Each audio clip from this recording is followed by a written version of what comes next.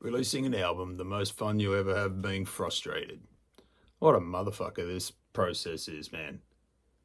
Doesn't matter how many times that I think, this is the one, this is the fucking few songs that are gonna define your whole career. This is gonna be that golden fucking goose of music that's just gonna catapult you to the fucking forefront.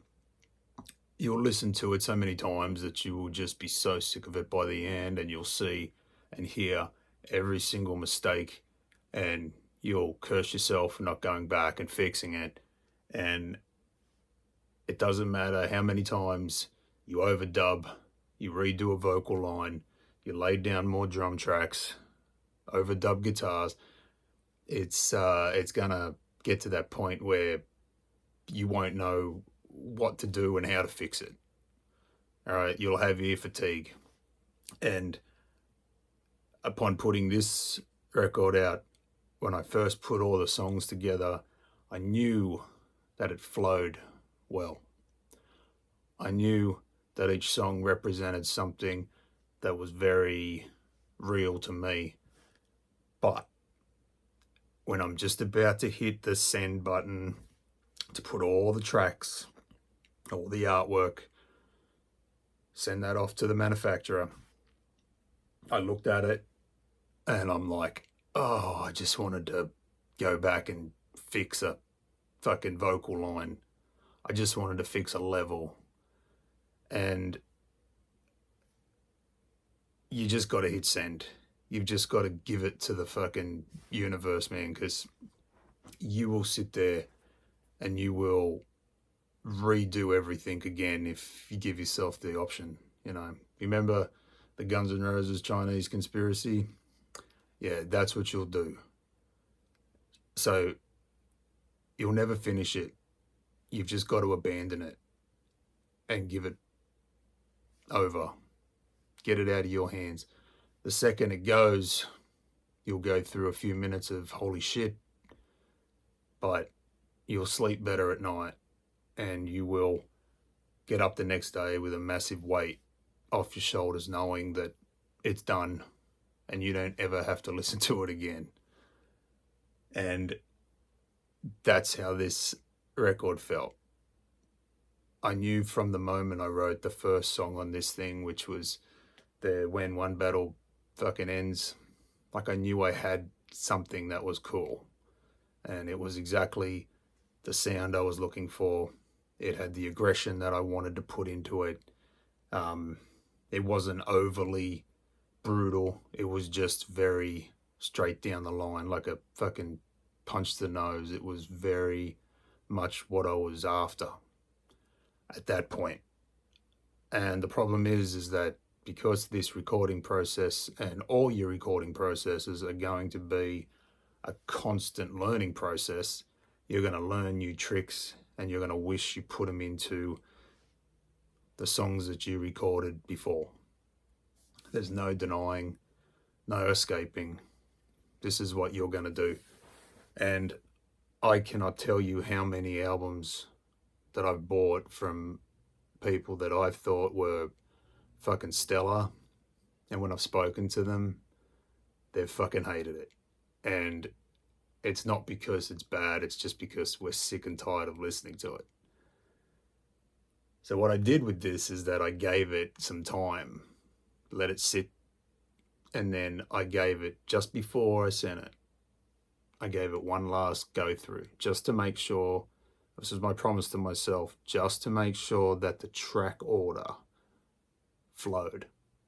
That was all I could do, was change a song backwards and forwards. I still had the raw artwork. I could change the track listing, but inside my head, the track listing had to be this way. So with a few nights sleep, not going back to it until it was ready to send, I looked at the track listing, I hit play, and I listened to the full album. What could I have done better? I could have paid more attention to levels. It's very hard once you start getting balls deep into one of the songs to like really listen hard to how the next song sounds to the next song. And you can pay for the manufacturer to go through it for you and fix all that shit up. But being a cheap ass and having all the money go towards, you know, the amount of copies that I wanted to do and the digipack, I thought I'd nailed it. Turns out, no, there's a small increase in sound, a small fucking bump in the road, and I'll have to live with it. Now, will you hear it? I don't know. You may. But I hear it, and that's all I'll hear from now on. But I'm happy with it. And I think if I would have had another month, I would have probably fucked it up and hated every single fucking track on that thing, and I would have stripped them all down and I would have done it again and again. So if you're at that point where you're just about to release a demo, an EP, something up on YouTube, a physical copy of anything, a full album, a concept album, a fucking rock opera, sometimes you've just got to abandon the project and tell yourself it's done. It's the best you can do. And if it was perfect, there'd be absolutely no reason to go back and have another crack at another album. So you've really got to look at the position you're in and understand that everything you do from the second that you got up this morning to the second you go to bed and going forward, you will learn something new and you will be able to apply it to your music and it will sound better than the last track that you recorded. If you're doing this yourself, if you have a fresh pair of ears, a producer, a guy that's going to mix it, then they're going to come in and they're going to very professionally put it together. Well, I don't have that type of money, and I didn't really want someone else to touch it because I was scared that it was going to suck something out of it that I'd purposely put into it.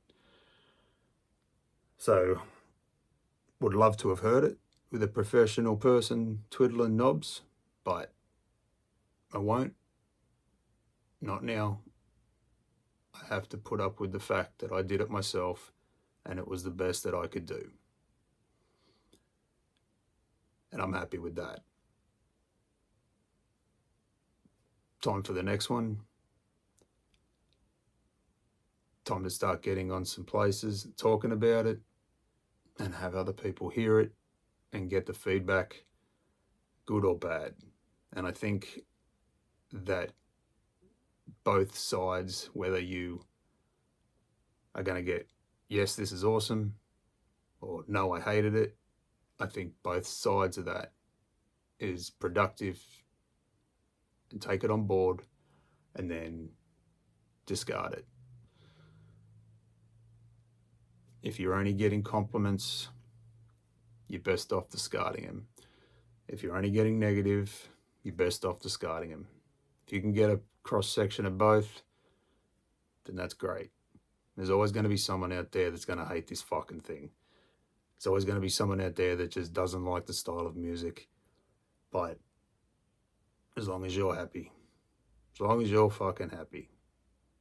And I say this into this camera, not for someone on the other side to look at it and go, wow, you know, you're so fucking learned. I say it so I can look at myself in the fucking eye and say, this was the best that you could have done at this time in your life. Next time it'll be better or just different. This album, very, very fucking proud of it. I think you all should hear it. Go check it out. It's on my YouTube. And if you think it's good enough that you want to own it, FomorianProductions.com. We'll sell it to you. Cheers.